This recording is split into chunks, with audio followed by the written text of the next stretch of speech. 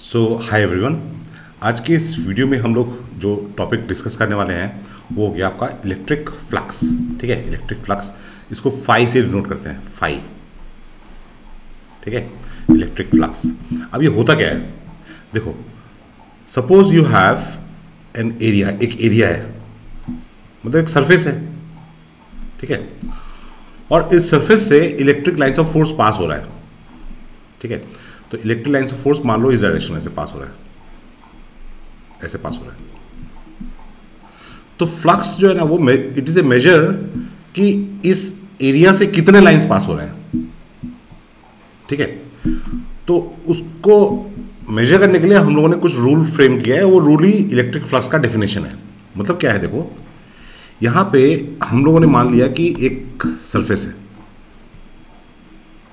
ठीक है, अब इस सरफेस में you have this electric field lines का डायरेक्शन दिया हुआ है, तो इसका मतलब वो इलेक्ट्रिक फील्ड का डायरेक्शन है। तो मैंने मान लिया कि इलेक्ट्रिक फील्ड इस डायरेक्शन में है। ठीक है, this is the direction of the electric field intensity. Okay, अच्छा, अब फॉर द गिवन सरफेस हम लोग एक वेक्टर डिफाइन करेंगे, that is called area vector. जो एरिया वेक्टर होगा ना वो नॉर्मल टू द सरफेस होगा, नॉर्मल टू द सरफेस। जो सरफेस है सरफेस के नॉर्मल जाएगा। ठीक है, और एरिया वेक्टर और इलेक्ट्रिक फील्ड के बीच में जो एंगल हो गया ना वो एंगल हो गया थीटा। ठीक है, that angle is theta. Okay, अच्छा, अब यहां पे देखो ये जो डायग्राम है ना, इसको मैं कॉपी कर लेता हूं। कॉपी क्यों कर रहा हूं, क्योंकि इसी सेम कॉन्सेप्ट, जो कॉन्सेप्ट है इसको मैं दो तरीके से एक्सप्लेन करूंगा आपको। ठीक है, अच्छा, अब देखो यहां पे इलेक्ट्रिक फील्ड इस डायरेक्शन में है, this is the direction of electric field. तो उसका component in direction of area vector क्या हो जाएगा, ये एंगल थीटा है, तो ये कंपोनेंट क्या होगा in the direction of area vector, it will be cos theta, है कि नहीं। जो इलेक्ट्रिक फील्ड है वो इस डायरेक्शन में है। ठीक है, तो उसका कंपोनेंट इस डायरेक्शन में कितना होगा, ये एंगल थीटा है ना, तो ई cos थीटा होगा। ठीक है, so that means E cos theta जो है, E cos theta, it is component of E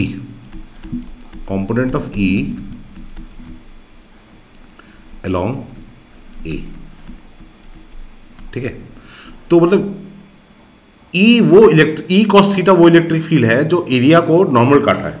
area जो है उसके नॉर्मल के डायरेक्शन में जा रहा है, एरिया वेक्टर भी नॉर्मल डायरेक्शन में है। ठीक है, तो जो फ्लक्स है ना, electric flux, it is a product of area and component of E along A। मतलब फाई इक्वल टू हो गया A into E cos theta, या आप लोग लिख सकते हो phi is equal to E dot A। Phi is equal to E dot A। ठीक है, तो ये आ गया इलेक्ट्रिक फ्लक्स का फॉर्मूला। बट फॉर्मूला तो ठीक है भाई, मगर कॉन्सेप्ट क्या है, कॉन्सेप्ट यहां पे ये हो गया कि ये जो आप लाइंस ऑफ फोर्स काउंट कर रहे हैं ना, मतलब देखो इलेक्ट्रिक फील्ड लाइंस यहां पे किस तरह से थी, जो इलेक्ट्रिक फील्ड लाइंस थी वो इस डायरेक्शन में थी। Electric field lines they were making, वो सरफेस से एक पर्टिकुलर डायरेक्शन इस डायरेक्शन में जा रही थी इलेक्ट्रिक फील्ड लाइंस। ठीक है, तो वहां से मैंने इलेक्ट्रिक फील्ड का डायरेक्शन मार्क कर लिया, ये मेरे पास इलेक्ट्रिक फील्ड का डायरेक्शन आ गया। ठीक है, तो अब मैं जब ई cos थीटा बोल रहा हूं ना, मतलब ये जो ई cos थीटा है वो एरिया के नॉर्मल में जा रहा है, क्योंकि एरिया वेक्टर जो है, देखो यहां पे जो एरिया वेक्टर है ना, एरिया वेक्टर ए, ये this is area vector, area vector. ठीक है, this is normal to the area, normal और परपेंडिकुलर टू द एरिया। ठीक है, मेरा हाथ जोड़ के आपसे रिक्वेस्ट है कि देखिए, अगर आप वीडियो मेरा नहीं देख रहे हैं अलग बात है, नहीं देख रहे हैं तो यहाँ तक पहुँचे भी नहीं होंगे, बट अगर आप देख रहे हैं तो प्लीज़ आप चीज़ों को लिख के, आप जैसे क्लास होता है ना, क्लास में आप जैसे लिखते हैं उस तरह से लिखिए, वीडियो को पॉज कीजिए, लिखिए, समझिए, फिर आगे बढ़िए। ठीक है, सारे कॉन्सेप्ट, गारंटी है मेरी, सारे कॉन्सेप्ट क्लियर हो जाएंगे आपके। ठीक है, अच्छा, अब एरिया वेक्टर तो मार्क कर लिया, नॉर्मल और परपेंडिकुलर टू द एरिया। ठीक है। तो मतलब जो इलेक्ट्रिक फील्ड है वो भी नॉर्मल टू द एरिया हो गया। तो मतलब यहाँ पे हम लोग इलेक्ट्रिक फील्ड लाइंस, हम लोग वो लाइंस काउंट कर रहे हैं, those lines are perpendicular to the area. मतलब ई कॉस थीटा वो तो नॉर्मल टू एरिया है ना, है कि नहीं। तो यहाँ पे फ्लक्स में हम लोग वो लाइंस काउंट कर रहे हैं, the lines which are perpendicular to the area. ठीक है। अब मैं क्या करता हूँ ना, अब यहाँ पे ये जो एरिया था ना, एरिया का कंपोनेंट मैं लेता हूँ in the direction of electric field. तो इस डायरेक्शन में हो जाएगा आपका ए कॉस थीटा। तो ये जो ए कॉस थीटा के मतलब देखो, एरिया वेक्टर क्या होता है, नॉर्मल टू एरिया होता है। ठीक है। जो एरिया वेक्टर होता है वो नॉर्मल टू एरिया होता है। ठीक है। तो ये जो एरिया ए कॉस थीटा है, तो इसके कॉरस्पॉन्डिंग में एक प्रोजेक्शन आएगा ना, एक एरिया ऐसा आएगा जिस एरिया के लिए ए कॉस थीटा परपेंडिकुलर होगा, और ई कॉस थीटा उसी एरिया के परपेंडिकुलर है। ठीक है। तो अब यहाँ पे देखो, फाइव मैं क्या कर रहा हूँ, यहाँ पे फाइव को मैं कर रहा हूँ ई इंटू ए कॉस थीटा।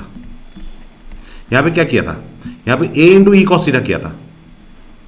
ठीक है। यहाँ पे कर रहे हैं ई इंटू ए कॉस थीटा।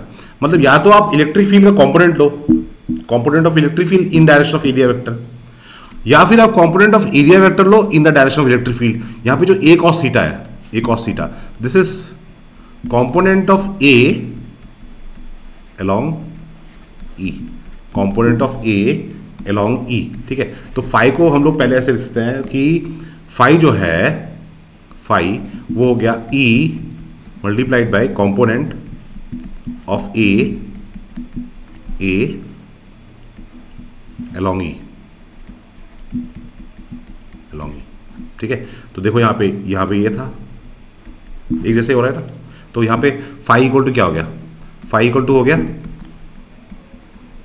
ये कॉस थीटा, और फाई इक्वल टू हो गया ई डॉट ए। मतलब दोनों से हमको रिजल्ट सेम ही मिलेगा। ठीक है। यहां पे हम लोग क्या कर रहे हैं, जो देखो फर्स्ट केस जो है, फर्स्ट केस वहां पे हम लोग इलेक्ट्रिक फील्ड को एरिया के नॉर्मल कर रहे हैं। That means we are counting those lines which are normal to area. यहाँ पे जो सेकंड केस है, सेकंड केस में हम लोग क्या कर रहे हैं, हम लोग एरिया वेक्टर को इस तरह से प्रोजेक्शन ले रहे हैं कि so that electric field is now perpendicular to the area. ठीक है। So in both cases we are counting those lines which are perpendicular to the area. ठीक है। तो यही चीज होता है flux, this is the measurement of flux. तो इलेक्ट्रिक फ्लक्स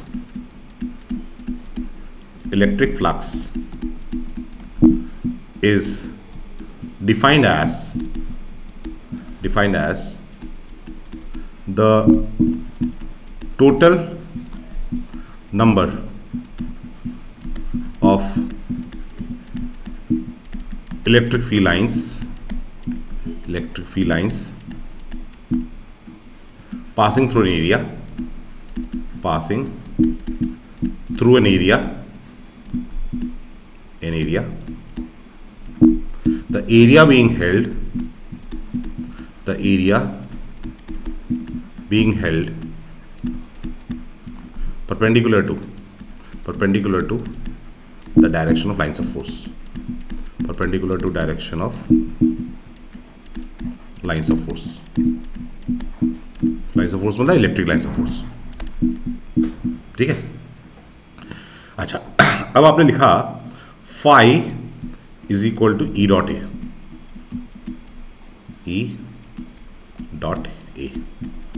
ठीक है। तो यहां पे ई जो है, ई तो है न्यूटन पर कूलम, और एरिया हो गया आपका मीटर स्क्वायर। तो इसका मतलब फ्लक्स जो होगा वो हो जाएगा न्यूटन मीटर स्क्वायर पर कूलम। ठीक है। तो ये उसका आपका यूनिट हो गया इलेक्ट्रिक फ्लक्स का। ठीक है। और जो फ्लक्स है वो डॉट प्रोडक्ट है इलेक्ट्रिक फील्ड और एरिया वेक्टर का। तो इसका मतलब flux is a scalar quantity, flux is a scalar quantity.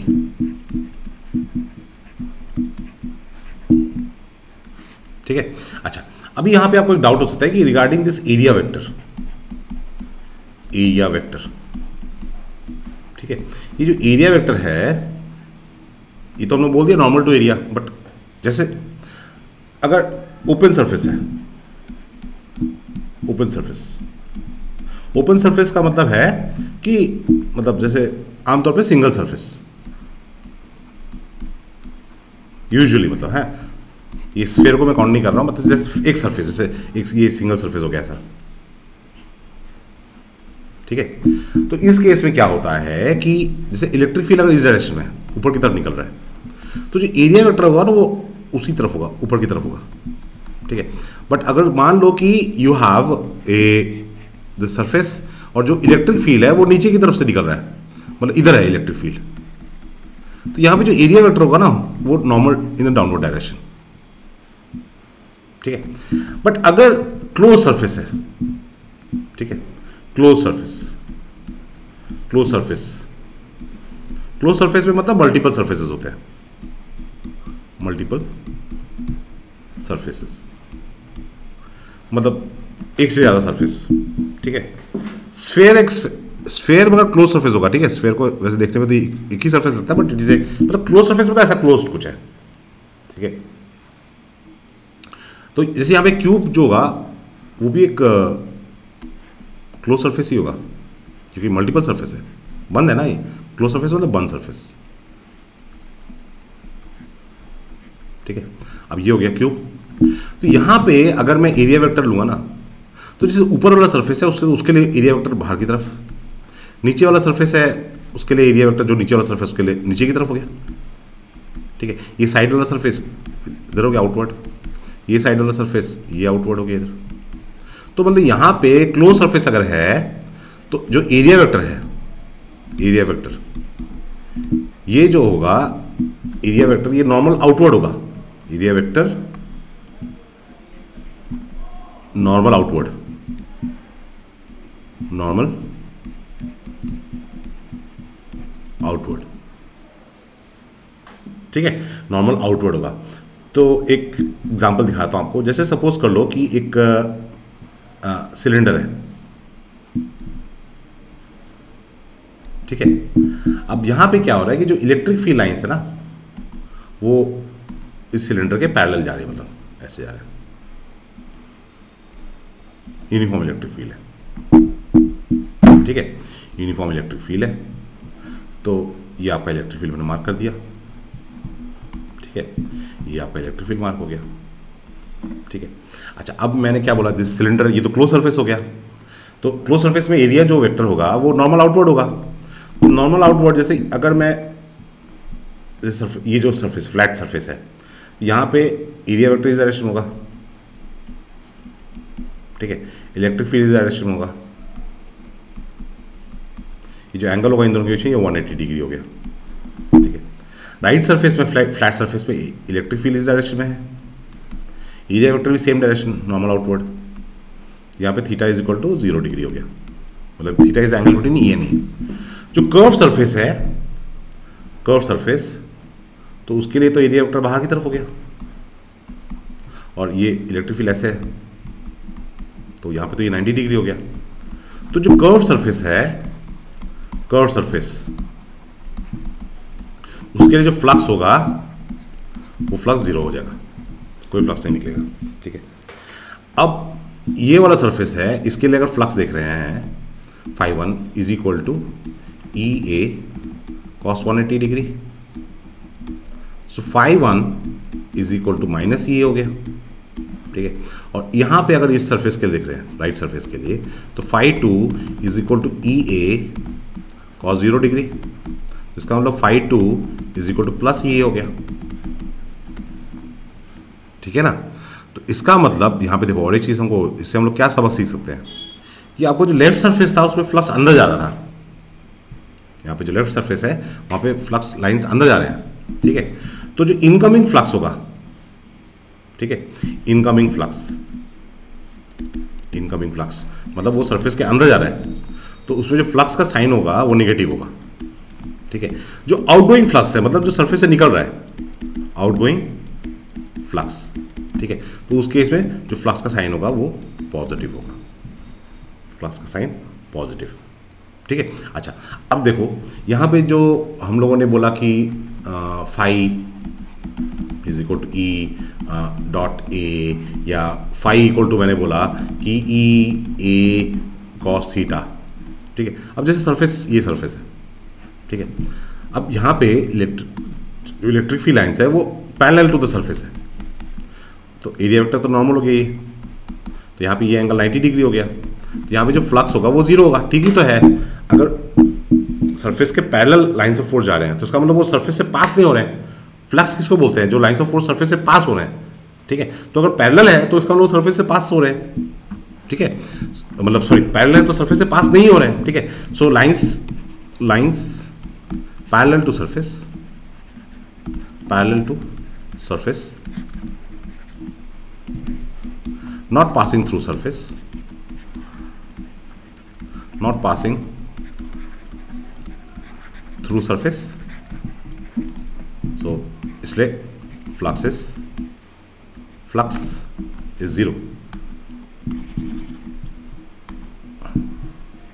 flux is zero, ठीक है। सो ये हो गया इलेक्ट्रिक फ्लक्स का बेसिक कॉन्सेप्ट। इसका अगला वीडियो गॉसेस थ्योरम के ऊपर होगा, ठीक है।